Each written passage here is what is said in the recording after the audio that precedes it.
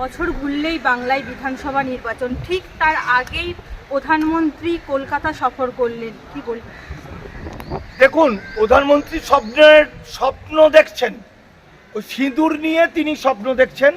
তার কারণ জানেন যে পুলওয়ামার ঘটনা ঘটিয়ে 40 জন দেশপ্রেমিক সৈনিককে হত্যা করে তিনি ভোটের বৈতরণী পার হয়েছিলেন, দেশপ্রেম জাগিয়ে দিয়েছিলেন জনগণকে। আর এখন এই যে আমার দেশের মানুষ, ভারতীয় মানুষ, তারা বেড়াতে গেছে, সেখানে পাকিস্তানিরা গুলি করছে বা সেখানে সন্ত্রাসবাদী গুলি করছে, এই ভয়ঙ্কর ব্যাপারটাকে এমন ঘেঁটে দিয়েছে। এখন মানুষকে ভাবতে হচ্ছে এই গুলিটা নরেন্দ্র মোদী করিয়েছে কিনা। কারণ হিসেব করে দেখা গেছে পরবর্তী সময় যে পেপারে বেরিয়েছে, টাইমস অফ ইন্ডিয়া, ইকোনমিক্স টাইমসে যেটা বেরিয়েছে, ওই সন্ত্রাসবাদীদের পিছনে ছিল নরেন্দ্র মোদীর বন্ধু আদানির টাকা। শুধু তাই নয়, ওখানে ঘটনা ঘটার আগে থেকে গদি মিডিয়া চলে গেছে নিউজ করার জন্য। শুধু তাই নয়, যেখানে সব সময় সব দিকে মানুষের থেকেও মিলিটারি বেশি, সেখানে ওই জায়গাটা পুরো ফাঁকা ছিল। আর সবচেয়ে বড় কথা হলো, যেখানে আবার ভারতীয়রা প্রাণ হারালেন বিদেশি সন্ত্রাসবাদীদের হাতে, সেখানে সেই ভয়াবহ দুঃখের ব্যাপার নিয়ে কেন রাজনীতি হবে? এই সিঁদুর নামটার মধ্যে দিয়ে তিনি কি বোঝাতে চাইছেন? সিঁদুর নামটা দিয়ে বুঝতে চাইছেন এটা হিন্দুময়। এই দেশটাকে হিন্দুর বাবার, এই দেশটা যতক্ষণ পর্যন্ত সংবিধান আছে, এই দেশটা সমস্ত ধর্মাবলম্বী মানুষ, শুধু হিন্দু নয়, এই দেশে জাপানিজরা আছে, এই দেশে কোরিয়ানরা আছে, এই দেশে নেপালিরা আছে, এই দেশে চাইনিজরা আছে। বহু দেশ 48 সালের আগে থেকে ভারতবর্ষে বসবাস করছে, পর্তুগিজরা আছে, সবার দেশ এটা। তাহলে সিঁদুর নাম দিয়ে তিনি হিন্দু ভোটগুলোকে যেটা নেব ভাবছেন, সে ঘুরে বালি নরেন্দ্রবাবু ওই দিন চলে গেছে। একদিকে ভোটটাও নেব, আর অন্যদিকে যাদের ভোট নেব তাদের কৃতদাস বানানোর জন্য তাদের গ্রেপ্তার করে বাঘের মুখেও ফেলে দেবো, পুশব্যাক করার নাম করে, কোনো আইনকে তোয়াক্কা না করে, আবার সমুদ্রের জলে ফেলে দেবো। এই দুটো একসঙ্গে হয় না। যদি ভোট নিতে হতো তাহলে হিন্দু উদ্বাস্তুদের কেন এখন ধরা হচ্ছে? কেন বিভিন্ন বাড়িতে দাঙ্গা লাগানোর জন্য, গৃহযুদ্ধ লাগানোর জন্য আগে আসা উদ্বাস্তুদের উদ্বুদ্ধ করছে, পরে আসা উদ্বাস্তুরা শত্রু? তাহলে এই পশ্চিমবঙ্গে হিন্দু মুসলমানের দাঙ্গা কোনোদিন লাগবে না। এই পশ্চিমবঙ্গে লাগবে উদ্বাস্তু ভার্সেস উদ্বাস্তু। আর উদ্বাস্তুরা জানে না যে সংবিধানের, আমার ভিডিও যারা দেখছেন, সে বাংলাদেশের হোক কি ইজিপ্টের হোক কি জাপানের হোক, যেখানেই বাঙালিরা আছেন, কি বাংলাদেশের হোক, ভারতের সংবিধানের 5 নম্বর আর্টিকেলটা খুলুন, পার্ট 2 5 নম্বর আর্টিকেলের 5B-তে দেখুন কি লেখা আছে, সংবিধান প্রকাশের আগে যে সন্তানের বাবা অথবা মা ভারতে জন্মগ্রহণ করেছে, মানে খণ্ডিত ভারতে জন্মগ্রহণ করেছে, সে নাগরিক। তাহলে এখন এই যে বিজেপি পন্থী উদ্বাস্তুর দল, বিজেপি পন্থী নরখাদক, একদম ভয়ঙ্কর হায়নার দল, এরা কি মনে করছে আমার বাবা দাদু এসেছিল দেশভাগে বলি হয়ে 50 সালে 60 সালে, তারা মরে ভূত হয়ে গেছে, আমি তো এখানে জন্মেছি, তাহলে আমি জন্মগত নাগরিক, তাহলে আমার ছেলে জন্মগত নাগরিক, আমি ডাক্তার, মুক্তার, উকিল, ব্যারিস্টার, তাহলে নরেন্দ্র মোদী হৃদয় সম্রাট, হিন্দু হৃদয় সম্রাট, সে আমার বাবা। শুভেন্দু অধিকারী তার বাবাকে লাথি মেরে ফেলে দিয়ে বলছে নরেন্দ্র মোদী আমার বাবা।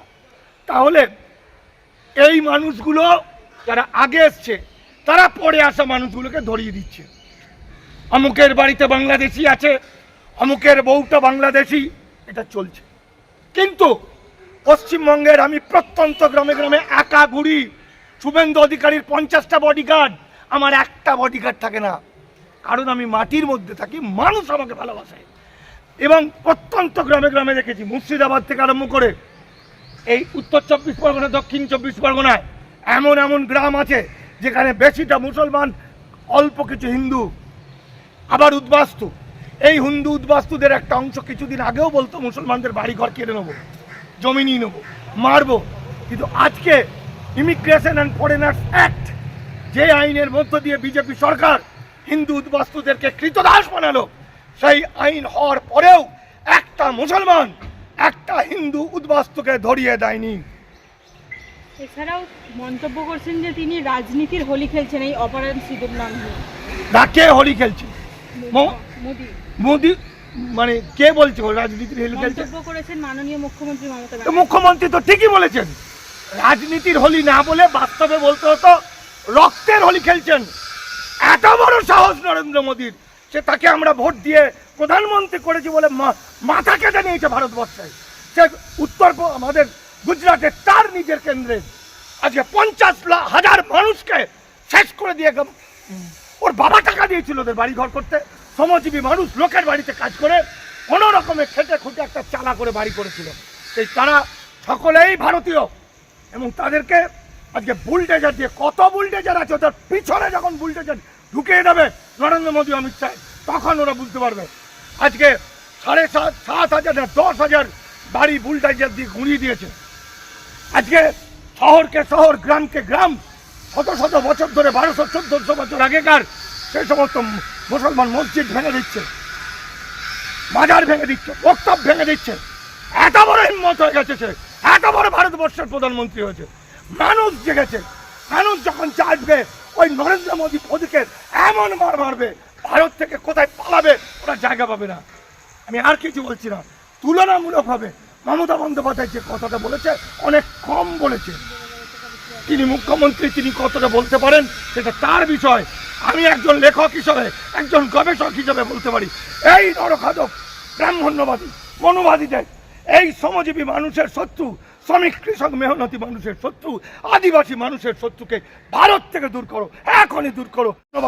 মনোবাদীদের, এই শ্রমজীবী মানুষের শত্রু, শ্রমিক কৃষক মেহনতি মানুষের শত্রু, আদিবাসী মানুষের শত্রুকে ভারত থেকে দূর করো, এখনই দূর করো। মানুষ যাবো, একত্রিত হবো। অপরদিকে শুভেন্দু অধিকারী মমতাকে কটাক্ষ মন্তব্য করছেন যে মোদিজিকে হারাতে হবে না, আমি হারিয়েছি, আবার 26-এও হারাবো।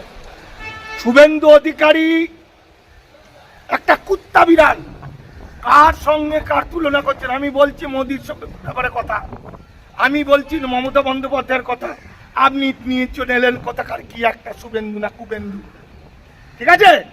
তো ও একটা বিষ্ঠা, নরেন্দ্র মোদীর বিষ্ঠা ফিষ্ঠা পরিষ্কার করে সামগ্রিক কথা বলুন। তার কারণ শুভেন্দু অধিকারী মমতা বন্দ্যোপাধ্যায়কে হারিয়েছে বলে যে জ্ঞান দিচ্ছে, ওই নন্দীগ্রামে আমার যাওয়া, ওই শয়তানের হাত ধরে ধরে লাল করে জঙ্গল মহলে আমি নিয়ে গেছিলাম মানিক ফকির, ওর ল্যাংটোটা পর্যন্ত আমি জানি। প্রয়োজনে মমতা বন্দ্যোপাধ্যায়ের দরকার নেই, আমি ওখানে ভোটে দাঁড়াবো না, আমি এরকম করবো, দেখি কতজন মানুষ ওর পক্ষে আছে, কতজন মানুষ আমার পক্ষে আছে। ফলে শুভেন্দু অধিকারীর মতো কুত্তা বিড়ালের কথা বাদ দিন। নরেন্দ্র মোদীর সঙ্গে মমতা বন্দ্যোপাধ্যায়ের কথা হচ্ছে, মমতা বন্দ্যোপাধ্যায় তার অনেক গুণ থাকতে পারে, অনেক দোষ থাকতে পারে। আমি বাঙালি হিসেবে বলবো, আমি বাংলার একজন মা হিসাবে বলবো, আমি বাংলার একজন মুখ্যমন্ত্রী হিসাবে বলবো, আর 1010 গুণ আমি দেখবো না।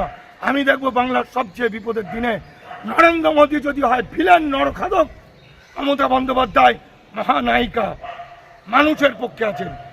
সেটা আমি যে পার্টি করি আর না করি।